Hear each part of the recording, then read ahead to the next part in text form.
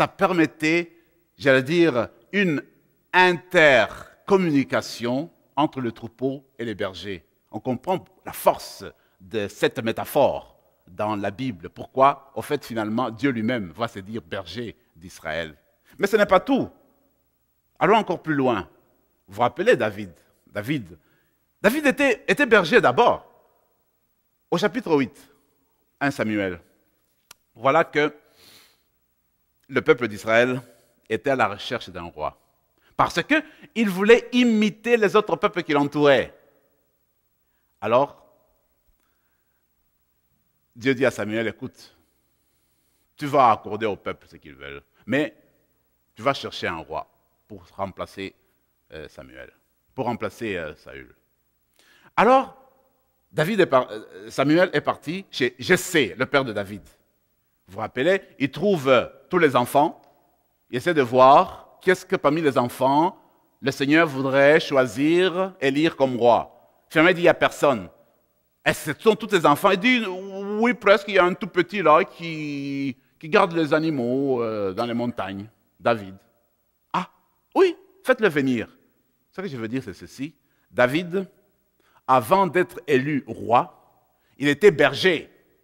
Il gardait les troupeaux, il gardait les brebis, il connaissait le travail du berger, il connaissait le travail de garder les animaux, il connaissait le travail d'aider les animaux à mettre bas. Il savait comment venir au secours des animaux qui étaient malades. C'était un berger. Alors, quand il est devenu roi, on l'a appelé le berger d'Israël, et avec raison.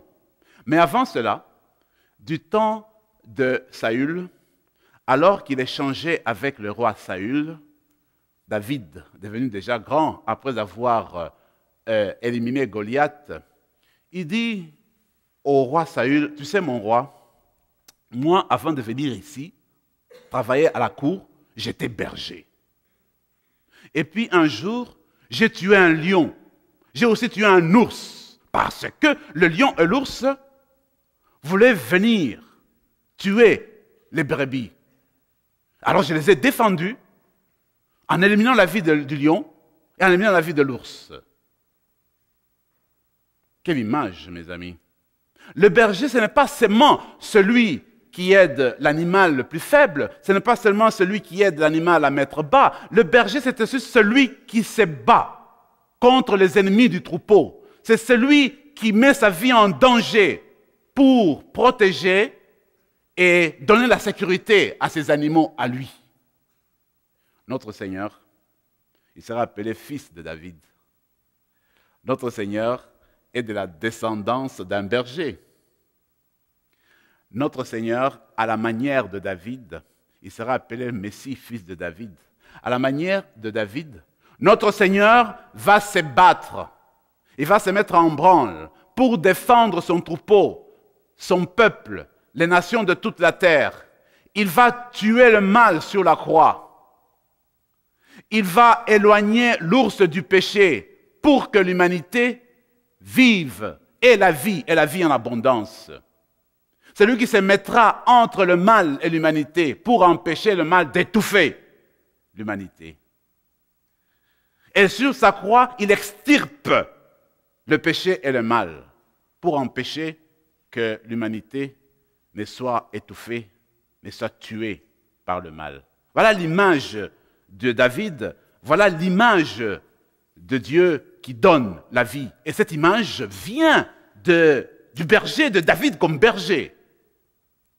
D'ailleurs, cette métaphore du berger était aussi appliquée au roi, nous l'avons vu, mais aussi aux officiers de la cour, aux juges, aux enseignants, mais encore à toute personne qui avait une autorité. Alors là, ça nous concerne. Nous sommes tous appelés au fait à exercer ce travail de berger. Parlant de roi, il y avait toujours une question qui me chicotait souvent. Parce que souvent dans la Bible, il est dit de Dieu, même des rois, que la première préoccupation du roi d'Israël, c'était de s'occuper de la veuve, de l'orphelin, du pauvre et de l'étranger. En un mot, du plus faible de la communauté. Et Dieu, de cette manière-là, est celui qui s'occupe de la personne qui est le plus dans le besoin. C'est ça la philosophie, c'est ça la pensée biblique. Mais je me suis toujours demandé d'où vient cette pensée, pourquoi dire que Dieu s'occupe du plus pauvre, du plus nécessiteux de la communauté, d'où ça vient? Alors là, en réfléchissant ceci, j'ai découvert, personnellement j'ai trouvé ma réponse, c'est que, au fait, ça vient de l'image du berger. Parce que le berger qui garde le troupeau, il est plus appelé à soigner la brebis qui est malade. La brebis qui est dans le besoin attire plus l'attention du berger. Alors, Dieu qui est berger, comme on va bientôt le voir, s'occupe d'abord. Se préoccupe d'abord. Le premier souci pour les plus nécessiteux, pour la veuve à l'époque surtout, qui n'avait plus de sécurité, qui était abandonnée de tous. Alors Dieu veillait sur la veuve. L'orphelin n'a plus de famille, il est abandonné de tout le monde. Alors Dieu veillait sur l'orphelin. L'étranger n'a pas de terre, il a dû se déplacer, partir dans un autre pays. Il est sans seul, mais il a besoin d'être encadré. Alors Dieu veillait sur l'étranger. Voilà qui rappellera à Israël, écoute Israël, tu dois aimer les étrangers sur ton sol, tu dois les accepter. Souviens-toi, toi-même, tu étais étranger en terre d'Égypte. Alors c'est à ton tour aujourd'hui d'accueillir et d'aimer l'étranger. En fait, Dieu qui aime le plus pauvre, Dieu qui aime la veuve, Dieu qui prend soin de l'orphelin, ce Dieu-là est un Dieu berger du peuple. C'est un Dieu qui veille sur le troupeau. C'est un Dieu qui veut aimer son peuple. Mais regardez ceci.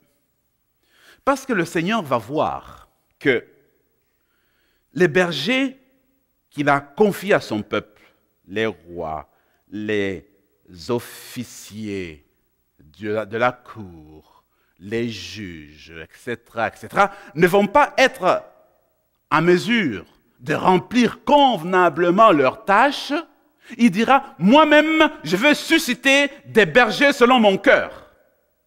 Du peuple d'Israël, je vais nommer des personnes qui vont guider mon peuple selon mes commandements, selon ma parole, selon ma perception de vue. Voilà pourquoi, dans plusieurs textes, vous allez trouver ce Seigneur-là qui veut nécessairement, qui veut aider son peuple et qui veut venir en aide à son troupeau.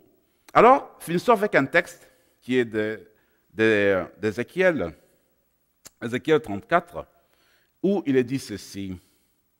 Parce que ce texte-là, moi je le considère comme un pont. Un pont entre l'Ancien et le Nouveau Testament. Parce que ce texte est très proche de Jean 10, il est très proche. Il dit ceci. Voilà, c'est le Seigneur qui parle. Alors là, il dit, je veux écarter tous les bergers de mon peuple qui ont dispersé mon troupeau parce qu'ils guident mon troupeau avec leur orgueil, avec leur égoïsme. Ils sont des bergers égoïstes. Plutôt que s'occuper de mon berger, ils s'occupent d'eux-mêmes. Plutôt que de donner leur appui, leur soutien à mon troupeau, à mes brebis, ils se servent eux-mêmes. Alors là, je veux les écarter. Moi-même, dit Dieu, je veux aller à la recherche de la brebis égarée. Moi-même, dit Dieu, je veux soigner la brebis malade. La brebis qui est faible, je l'encouragerai, je lui donnerai des forces pour qu'elle puisse se rétablir, dit Dieu. La brebis qui est forte, qui est vigoureuse, je la garderai avec moi pour qu'elle demeure dans mon troupeau avec les autres et pour qu'elle encourage les autres. Mais ce que je ferai, je vous rassemblerai de partout. Parce que le grand souci de Dieu, c'est de rassembler son troupeau, de faire de son troupeau un seul troupeau qui vit dans un seul enclos. Voilà, ce sont là les préoccupations de Dieu. Et à la fin, toujours dans Ézéchiel, alors le Seigneur va commencer à parler du Messie. Alors j'enverrai mon Messie. Alors c'est finalement le Messie de Dieu qui va devenir le bon berger, Jésus-Christ, d'où on va. Alors ça sera le Messie qui viendra, qui sera annoncé par la bonne parole, la parole de Dieu qui sort de la bouche d'Ézéchiel, où Dieu finalement il dit, moi-même je prendrai les choses en main. Parce que vous ne voulez pas suivre mes directives, c'est moi-même qui me ferai berger de mon peuple. Alors, à ce moment-là, mes troupeaux vont entendre ma voix et seront guidés selon mon cœur. Ils vont suivre la voix qui viendra de mon cœur. Ils vont suivre mon message. Ils seront fidèles à moi. Ce qui est beau, mes amis, c'est de voir que cette tâche du bon berger est une tâche de Dieu lui-même d'abord. Dieu se veut berger de son peuple. Dieu se veut berger de chacun, de chacune d'entre nous. Et encore une fois, parce que nous parlons de Dieu le Père, du Dieu créateur qui est berger, ce qu'il va faire, c'est qu'il va envoyer son Fils qui sera sa parfaite image. Il va envoyer son Fils qui sera le parfait berger sur la terre pour justement accomplir cette annonce du Seigneur que je vais envoyer mon Messie parmi vous et mon Messie prendra soin de chacun, de chacune d'entre vous. Et la manière dont le Messie prendra soin de nous, c'est de quoi? C'est de nous nourrir. C'est de nous remplir, nous combler de sa vie, de cette vie en abondance. Et cette vie en abondance, c'est justement la vie éternelle, la vie qui émane de Dieu, la vie, ce pourquoi nous avons été créés. Voilà cette vie qui sortira finalement de cette parole, qui sortira de la mission du Messie qui va venir et qui, en Jean 10, sera appelé au fait le berger qui donne sa vie et sa vie en abondance. Cette émission a été rendue possible grâce à vous. Foi et Télévision Chrétienne apprécie énormément votre soutien spirituel et temporel. Si vous ne faites pas encore partie du réseau de soutien de Foi et Télévision Chrétienne, nous vous invitons à faire parvenir votre contribution à l'adresse indiquée à l'écran. Que le Seigneur, qui ne se laisse pas vaincre en générosité, vous le rende au centuple.